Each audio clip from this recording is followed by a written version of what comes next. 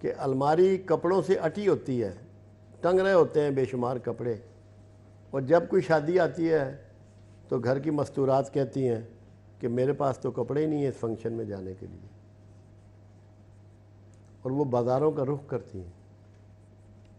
پھر جوتے کی دکان پہ چلی جاتی ہیں، جس کے بھی بیڈ روم میں جائیں اس کے بیڈ کے نیچے جوتوں کے انبار ہوتے ہیں،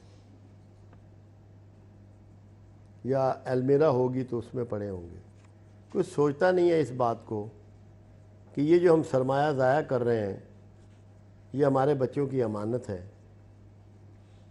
کل ان کو تعلیم کی ضرورت ہے، اچھے اداروں کی ضرورت ہے۔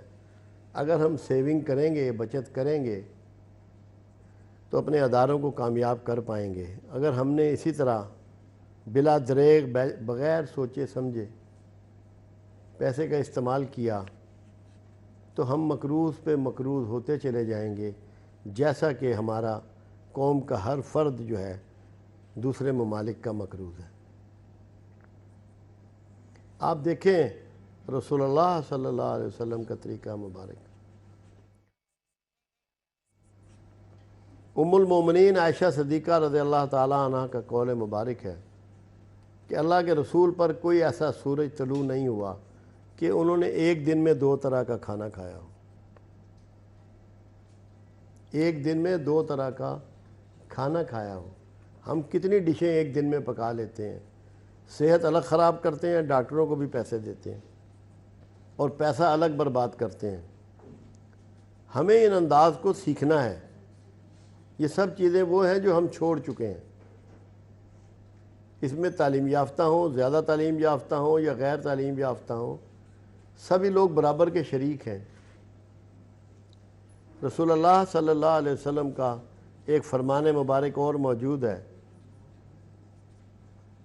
وہ شخص کبھی غریب نہیں ہوگا جس نے میانہ روی اختیار کی۔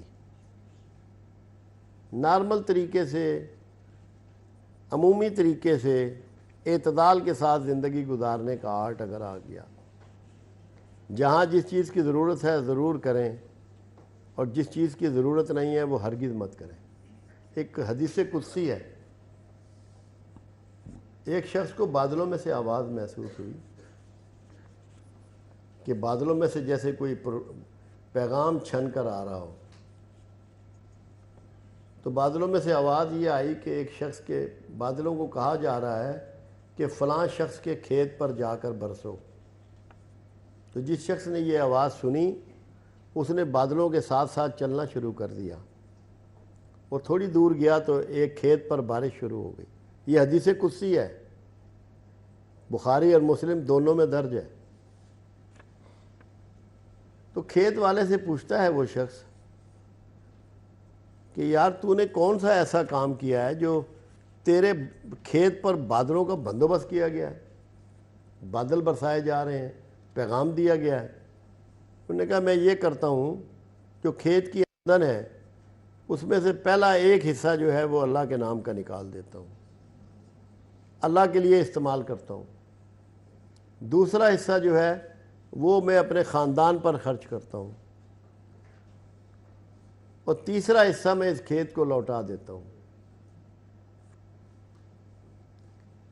پاکستان بھی تو ہمارا ایک کھیت ہی ہے، ہم اسے کیا لوٹا رہے ہیں؟ تو جب تک ہم پاکستان کے کھیت کو دینا نہیں شروع کریں گے تو خدا نہ خواستہ کھیت ویران نہ ہو جائے۔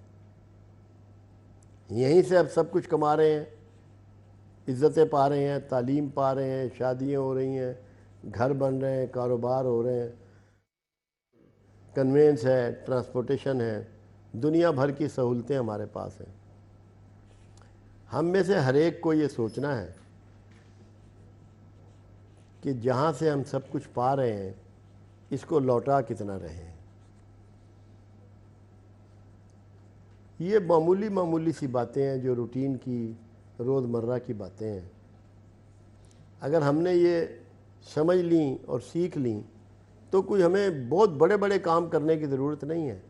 ہم اپنی روزمرہ کی زندگی کو بہتر بنا کر اپنے ملک کو بہتر بنا سکتے ہیں، اپنے کھیت کو آباد کر سکتے ہیں، اپنے حالات کو بدل سکتے ہیں کہ اگر ہم بچت کی عادت ڈال لیں، ملک کے لیے کچھ نہ کچھ قربانی کی عادت ڈال لیں، اس کے لیے کچھ نہ کچھ ڈیلیوری کی عادت ڈال لیں، یہ اگر ہم کر لیں تو ہم بہت سے فائدے اٹھا سکتے ہیں۔